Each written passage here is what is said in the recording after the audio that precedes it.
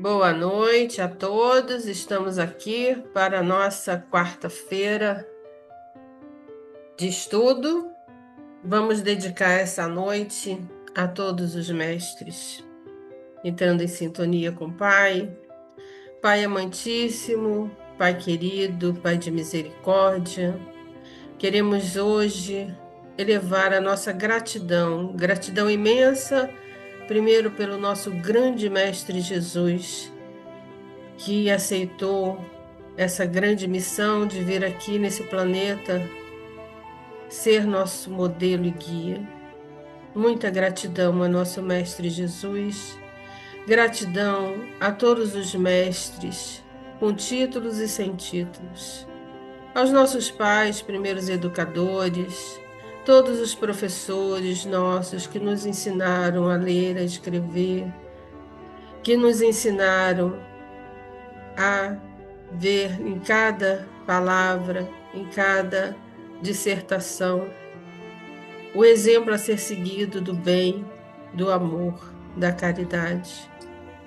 Obrigado, Pai, por todos aqueles que nos ensinam o mesmo sentido, que na nossa vida passaram com certeza com a sua mão amorosa a nos ensinar, de alguma maneira, a crescer, a sermos melhores. E que todos esses ensinamentos possam também nos ajudar a nos tornar no dia a dia mestres uns dos outros, ajudando uns aos outros nesse crescimento constante que deve ser a nossa existência. Assim, ó Pai, te pedimos a permissão de iniciar o nosso encontro dessa noite, dando juntos o nosso graças a Deus.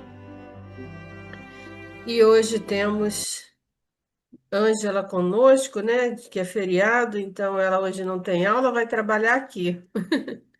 Então, Ângela, querida, você é responsável da página de hoje, pode ficar à vontade quando você quiser começar. Ok. Então, boa noite a todos. E desde já meu agradecimento à Casa de Conselheiro, aos irmãos, que com certeza tendo pessoas gabaritadas, mais capazes, mas deram oportunidade, assim como o Mestre Jesus, copiando o nosso Mestre, que mandou os seus discípulos ainda sem estarem prontos, né? Confiando que a cada oportunidade seria um aprendizado. Então, lá vamos nós, na nossa oportunidade dessa noite, falando de uma dissertação inacabada, do capítulo 33 do nosso livro de estudo das quartas-feiras, com o nosso irmão Humberto de Campos. E essa mensagem, a primeira parte, diz o seguinte: depois de certa pregação de Jesus em Cafarnaum, encontrou o mestre, em casa de Pedro, 4 cavaleiros de luzente aspecto ali aguardarem a palavra. Vinham de longe e explicaram atenciosos, judeus prestigiosos da Fenícia e moravam em Sidom. Já haviam bebido a cultura egípcia e a grega, tanto quanto a filosofia dos persas e babilônios. O anúncio da Boa Nova chegara-lhes aos ouvidos e desejavam servir nas fileiras do novo reino, combatendo a licenciosidade dos costumes, na avareza dos ricos e na revolta dos pobres. Aceitavam o Deus único e pretendiam consagrar-lhe a vida. De quando em quando, os recém-chegados retificavam as dobras das irrepreensíveis túnicas de linho alvo ou acentuavam de leve o apuro das sandálias. O Senhor ouvindo as informações com admirável benevolência. Cada qual falou por sua vez, comentando as angústias do problema social na poderosa cidade de que provinham, e após encararem as necessidades de transformação política no cenário do mundo, esperaram curiosos a palavra do Cristo, que lhes afirmou bondoso. Está escrito: amarás o Senhor, nosso Deus e nosso Pai, de todo o coração, e não farás dele imagens abomináveis. Eu, porém, acrescento: fugi igualmente à idolatria de vossos próprios desejos e aniquilai o exclusivismo e não vos entronizeis na mentira, porque estareis lesando a sublime divindade. Exclusivismo, não. Recomenda Moisés: não tomarás o nome do Todo-Poderoso em vão. Esclareço-vos, contudo, que ninguém deve menoscabar o nome do próximo na maledicência, na calúnia, no verbo inútil e desleal. Determina o decálogo: santificarás o dia do sábado. Exorto-vos, entretanto, em não converter semelhante artigo em âncora de ociosidade sistemática, respeitando a pauta necessária da natureza. Não a transformeis em hosanas a preguiça dissolvente. Manda o texto antigo: venera teu pai e tua mãe. Nos laços consanguíneos, todavia, é imperioso reconhecer a necessidade de respeito a todos os homens dignos, onde estiverem, olvidando no bem geral as fronteiras da raça, família, cor, religião, compreendendo-se que acima dos limites impostos pelo sangue na terra, prevalecem os imperativos sagrados da família universal. Reza a lei do passado: não matarás. Eu, porém, vos digo: não se deve matar em circunstância alguma, e que se faz indispensável a vigilância sobre os nossos impulsos de oprimir os seres inferiores da natureza, porque um dia responderemos à justiça do Criador Supremo pelas vidas que consumimos. Pede o Venerável Testamento: não cometerás adultério.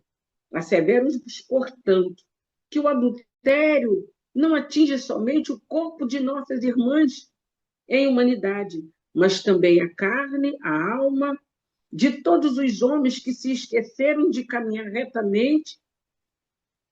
Aconselha o grande legislador: não furtarás. Digo-vos, contudo, que não se deve roubar não somente os objetos valiosos e os valores em dinheiro, mas também não nos cabe furtar o tempo do Senhor, nem distrair os minutos dos servos aplicados às suas obras. Consta na velha aliança: não dirás falso testemunho contra o teu próximo. Declaro-vos, porém, que é imprescindível guardar boa vontade, amor no coração, irradiando-os em pensamento. Assinala a revelação antiga: não cobiçarás a casa do teu próximo, nem desejarás a sua mulher, nem a sua serva, nem seu boi, nem seu jumento. Eu, porém, vos afianço que não nos compete a obrigação de procurar a luz, que nos compete a obrigação de procurar a luz, o bem, a felicidade, o trabalho, sem desânimo e servindo a todos sem descanso, inacessíveis à peçonha do ódio, da inveja, do ciúme, do despeito, da discórdia, portadores que são de veneno e treva para o espírito. Fez o mestre um pequeno intervalo na preleção, reparando que os visitantes da Fenícia se mantinham pálidos e confundidos. Nesse ínterim, a sogra de Pedro reclamou-lhe a presença num quarto próximo E Jesus, rogando ligeira licença, prometeu prosseguir os ensinamentos novos por mais alguns instantes. Todavia, em voltando presuroso aos ouvintes, debalde procurou os consulentes, movimentando seus olhos ternos e lúcidos na sala silenciosa, onde não havia ninguém. Por que será que fugiram os nossos irmãos?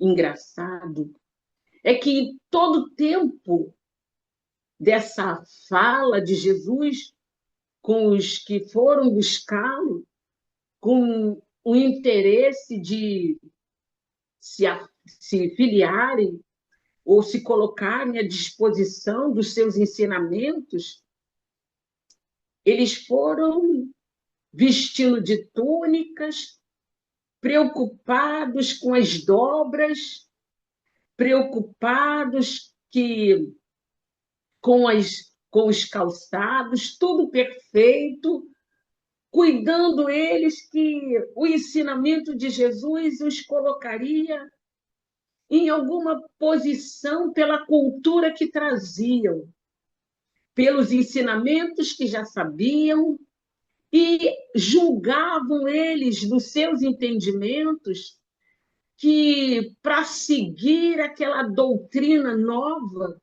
trazida por Jesus, a bagagem que eles traziam e a compreensão que eles tinham, lhes seria fácil.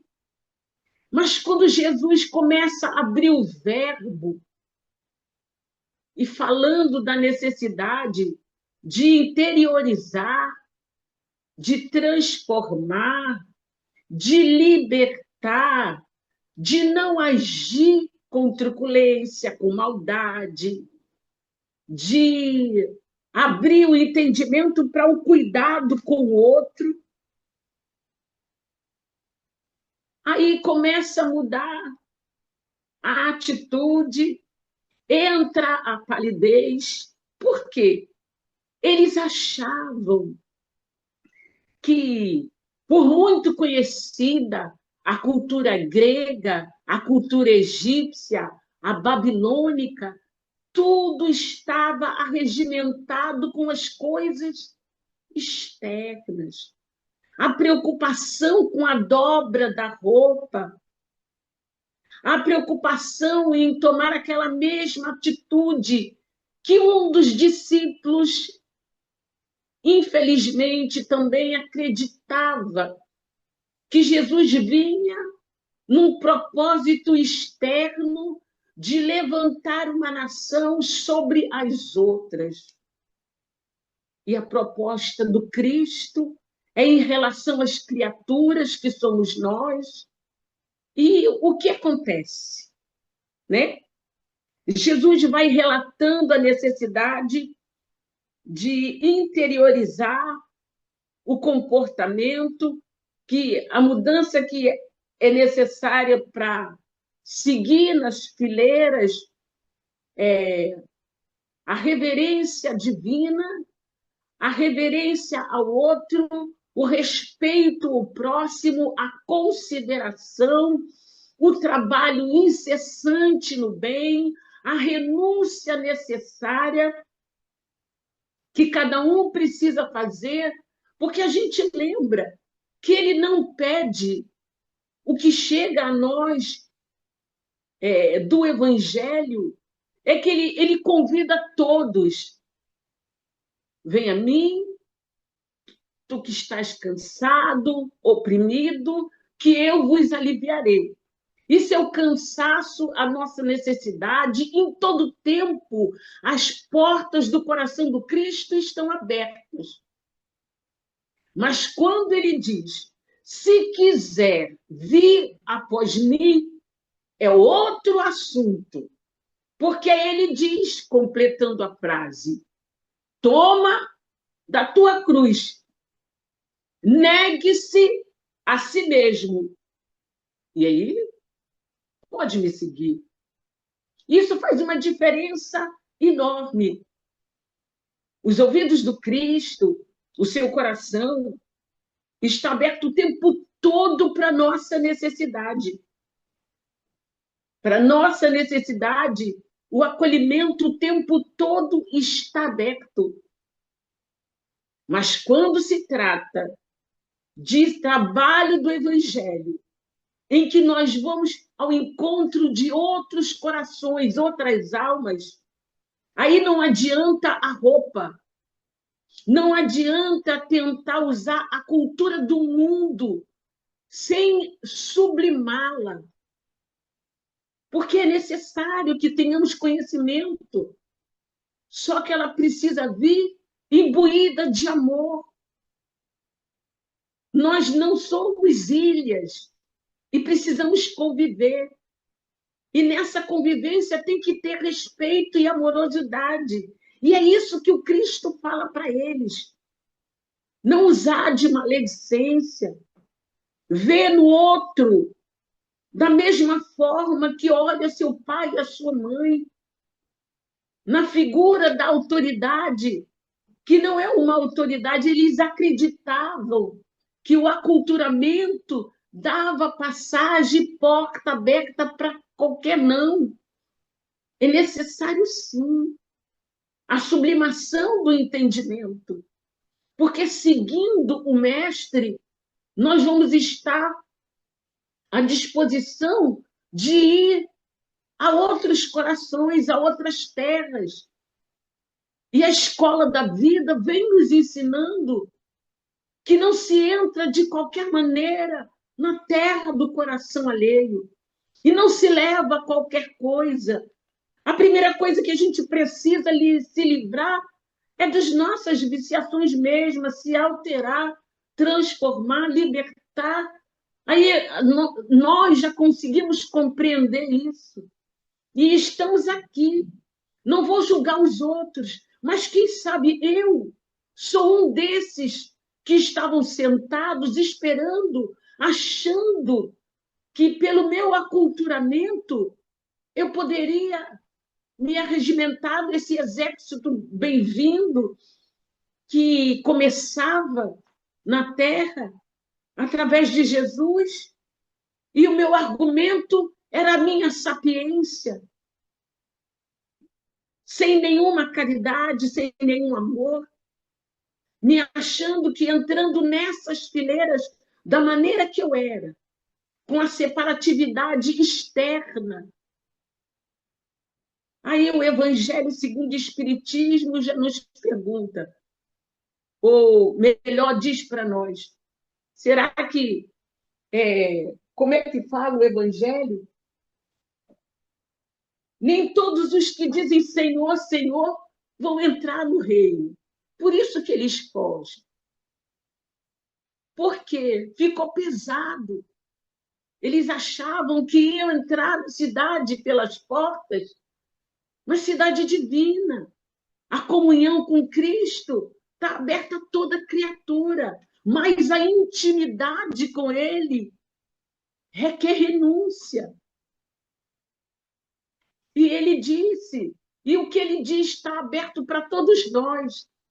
Quando Ele diz vir após mim, aí Ele diz, né, negue-se, pega a tua cruz, por quê? A cruz é nossa porque nós construímos as nossas rebeldias, escolhas. Agora, entrar na cidade, fazer a obra do Cristo requer uma diferença, requer uma vontade diferenciada, uma mudança interior, o porquê fazer, aonde fazer. E outra, a semente que a gente joga de qualquer maneira, ela não vai florescer. E não é culpa do jardineiro. E não é porque a terra não é boa. Somos nós que achamos, julgamos de qualquer maneira. Não. O que nós estamos trazendo nessa noite é semente, é ensino. Estamos falando de alguém que, sendo a maior luz que entrou nessa terra, renunciou a si mesmo para nos mostrar caminho, para falar para nós que Nós podemos, temos condição de vencer as nossas imperfeições,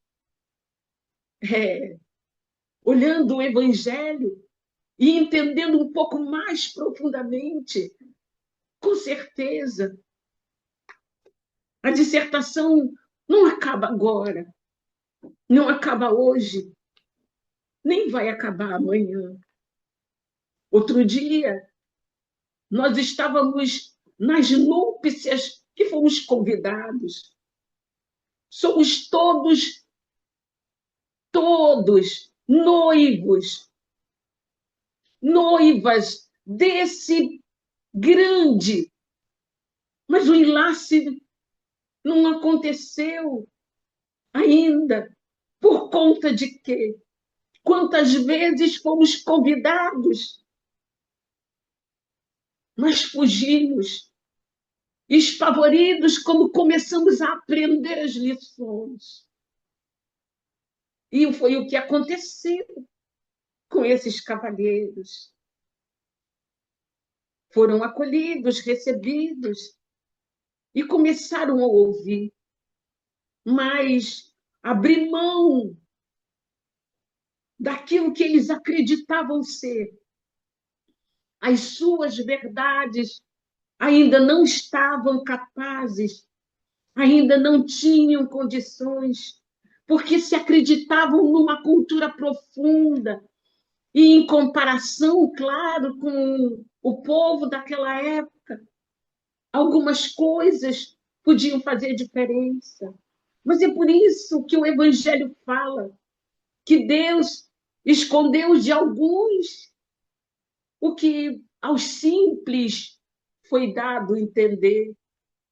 O coração está muito próximo das coisas materiais, das coisas que aqui ficam, da autoridade transitória, que se acreditam doutos disso e daquilo, e não se pegam a olhar para cima, a olhar a profundidade da minúscula semente, porque até hoje não foi dado ao homem a capacidade de criar uma semente.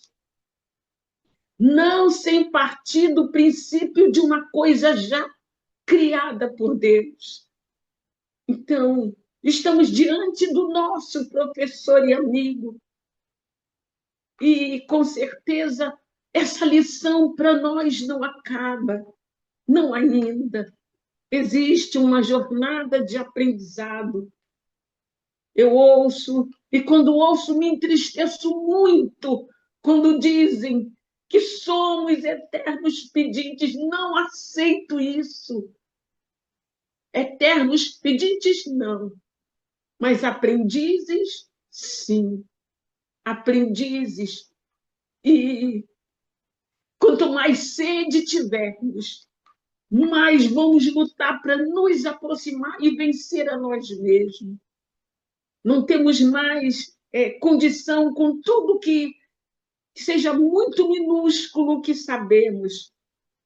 Mas o Evangelho fala que aquele que já bebeu da água, dessa água, já traz em si alguma responsabilidade de olhar melhor, de ter melhor tolerância, melhor boa vontade, e de tudo que nós aprendemos com a doutrina traz um peso de responsabilidade, de uma forma melhor de amar, de uma forma melhor de cuidar. Não uma reverência. Jesus não quer esse tipo de adoração, mas aquele entendimento que aproveita os seus ensinamentos para uma semeadura cuidadosa, para uma palavra que acolhe. E é isso que eu consigo entender dessa dissertação que não acaba. Não acaba porque nós precisamos prosseguir. E todos nós que estamos reunidos nessa noite, encarnado, desencarnado, estamos sendo preparados para um campo de trabalho diferenciado, em todos os setores do universo. E nessa preparação, cada um bebe um pouquinho que o outro pode dar, e tem importância. E o importante é a gente não desistir de aprender e de se doar. Porque quanto mais a gente doa do que nós recebemos de Jesus, através dos seus ensinamentos, que não é outra coisa senão amor. São Vicente de Paulo fala que o que nos atrapalha a caminhada é deixar de lado esses ensinos. Paulo, o apóstolo, diz que o melhor da nossa caminhada é transformar-nos à medida que a gente vai tomando conhecimento, para melhor servir, para melhor cuidar, para melhor ajudar naquilo que a gente pode. Jesus não pede, como disse o Chico, a subida do Everest, mas, embebendo essa água, a possibilidade da transformação. O que nós temos para dar é pequeno, é pouco, mas esse pouco e pequeno pode ser o suficiente remédio de alguém. Lembra? Dentro de nós, as caixinhas que temos, o pouquinho que temos, no cuidado que temos desse aprendizado vir misturado do nosso melhor sentir, do nosso melhor servir, porque nós temos por base, não é melhor a nossa fé religiosa, mas ela traz a nós um calço, um amparo, a nos dizer um tanto de direção, porque o evangelho está aberto, não existe entrelinha nem... E quando nós conseguimos beber, o efeito é real e não fica sombra e nem variação. A fé e a cultura precisam andar juntas. E no livro Ceifa de Luz diz o seguinte: acolhei o que é débil na fé, não porém para discutir opiniões. Paulo, Romanos 14:1. Indubitavelmente, nem sempre a fé acompanha a expansão da cultura, tanto quanto nem sempre a cultura consegue alterar seu nível da fé. O cérebro vigoroso pode elevar-se a prodígios de cálculo ou destacar-se nos mais entranhados campos da emoção, portas adentro dos valores artísticos, sem entender bagatela da resistência moral diante da tentação e do sofrimento. De análogo modo, um coração fervoroso é suscetível das mais nobres demonstrações de heroísmo perante a dor ou a mais alta reação contra o mal. Pranteando, manifesta-se a incapacidade de aceitar os imperativos, perquisições ou registro do progresso. A ciência investiga, a religião crê. Se não é justo que a ciência imponha diretrizes à religião incompatíveis com as necessidades do sentimento, não é razoável que a religião obrigue a ciência à doação de normas inconciliáveis com as exigências do raciocínio. Equilíbrio, ser-nos-á o clima de entendimento em todos os assuntos que relacionem fé e cultura, ou estaremos sempre ameaçados do deserto, da descrença e pelo charco do fanatismo. Auxiliemo-nos mutuamente na sementeira da fé, aprendamos a ouvir com serenidade para falar com acerto. Diz o apóstolo: acolhei o débil na fé, não porém para discutir opiniões e para chegar à cultura. A filha do trabalho da verdade, o homem é naturalmente compelido a indagar, a examinar, a experimentar e a teorizar, mas para atingir a fé viva, filha da compreensão do amor, é forçoso servir. e servir é fazer luz. Então, unindo nossos corações aprendizes, vamos conversar com o nosso grande mestre, amoroso Jesus. Obrigada por tudo. Obrigada por esse momento. Obrigada por o apóstolo Pedro, Jesus, que professor. Porque quando eu olho para o Pedro, Jesus, eu creio que vai ter mudança em mim.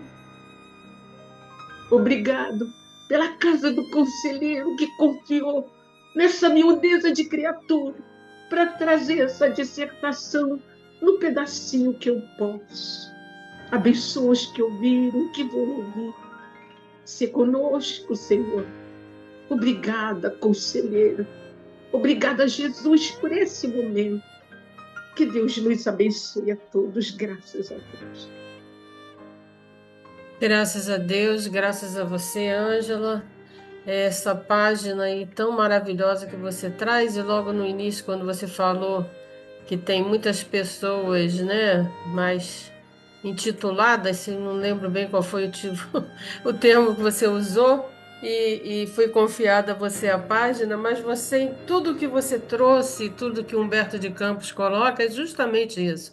A questão não é ter títulos, a questão não é ter muito conhecimento, não é ter muita lábia até para falar, mas o importante é viver. E você trouxe com tanta propriedade isso nessa página, né, colocando isso. Eu acho que a gente vê nessa página a questão evolutiva mesmo, porque a gente tem que ir além das palavras, né? Não matar, é fácil, eu nunca matei ninguém, nunca peguei numa árvore, numa faca, não mato nem bicho. Então é fácil, mas só que será que eu não mato de tantas outras maneiras? Aí vem a questão evolutiva, porque conforme eu vou evoluindo, eu vejo que matar não é só pegar uma arma e atirar, não é só pegar uma faca e matar. Eu vejo que matar é quando eu não valorizo o outro, é quando eu não enxergo o meu irmão, é quando eu não acolho, é quando eu não me dou o meu ombro. Você trouxe isso com tanta propriedade, então é isso. A página foi certinha para você, tá, meu amor? Não tem que ter título, não. Você tem seus títulos com a sua vivência. Muito obrigada. Palavra aberta, quem quiser falar. O dia que a página não for certinha, pode ligar o sinal de alerta, porque quem estabelece a página não somos nós, são eles. E eles que nos conhecem no ser, não no ter, não no que possuímos de bem, de título, de não. Eles nos conhecem no ser, no que já temos dentro de nós para passar para os outros. Você tem uma questão que você passa tanta emoção, você fala com tanta propriedade, que eu duvido que alguém não acredite que você não tenha. Porque você é, essencialmente, emoção, né? Você é vontade de crescer. E isso é fundamental. Porque lá no iniciozinho, não sei se estava no texto, porque confesso não li antes, mas ele pergunta, porque quando ele acaba de falar, ele olha, não tem ninguém, né? Porque justamente porque não tem ninguém? Porque para ficar tem que ser. Não ficam os que têm os títulos, ficam os que são. Os que são realmente caridosos, os que são generosos, os que são solidários e fraternos. Gratidão, como sempre, uma noite belíssima. Beijo.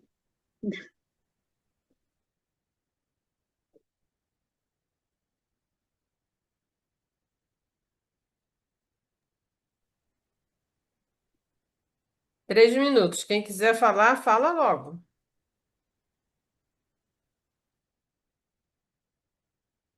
Então eu vejo que ninguém fala, quero ouvir pessoas falando, né? Porque é muito bom a gente trocar. Eu me apeguei muito nesse pedacinho. A dissertação inacabada, lá em Cafarnaum, né? No tempo que Jesus chegou para trazer a boa nova. Então, ele estava esclarecendo as coisas que Moisés nos 10 mandamentos, né? E foi esclarecendo. Agora me apeguei muito nesse pedacinho que ele fala assim, de quando em quando os recém-chegados retificavam as dobras, né, das irrepreensíveis túnicas, quer dizer, coisa externa. Eles não estavam ali com o coração aberto para aprender. Não. Conforme aconteceu quando Jesus falou: sou a carne, eu sou o pão da vida, quem comer da minha carne, quem beber do meu sangue. Ninguém podia entender aquilo naquele momento lá atrás, porque até agora, veja bem, a dissertação de Jesus, a dissertação, a palestra, a palavra dele, ainda está inacabada para muitos, porque nós estamos vendo na atualidade muita coisa que tinha naquela época, há 2000 e tantos anos, né? 25 anos. As mesmas coisas, as pessoas continuam as mesmas. A gente quer mudar, mas é muito difícil a mudança. A gente quer se tornar santo de um dia para outro, anjo de um dia para outro, mas não é assim, né? Então, veja bem, a gente está preocupado, mas também nós estamos, às vezes, preocupados com alguma coisa, né? Quantas das vezes a gente está dentro da casa espírita, com o orador falando, e a gente, com o pensamento, está lá em alguma coisa que nós falamos ou que deixamos lá atrás, na nossa casa ou no nosso tempo. Então, é muito difícil, porque enquanto estivermos preocupados com as coisas de fora do espírito, só coisas materiais, vamos estar com a dissertação inacabada. Ainda, ainda hoje. É isso aí, vai dar zoom para não dar zoom em você e você ficar chateada. Já Já vamos. parei. Ai, muito boa a página, muito obrigada, Angela, por você estar aqui. Obrigada a todos. Tem gente que eu não estou vendo porque não aparece aqui para mim. Estou vendo a Tatiana, obrigada por participar. Quem mais? Mônica. A Mônica acho que saiu.